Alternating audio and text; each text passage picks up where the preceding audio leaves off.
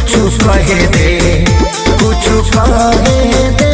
अभी बस करी रे बगली रहे दे, अभी बस करी रे बगली रहे दे। दर्द तेरे मारी वो पहिले सहे दे, अभी बस करी रे बगली रहे दे। दर्द तेरे मारी वो पहिले सहे दे।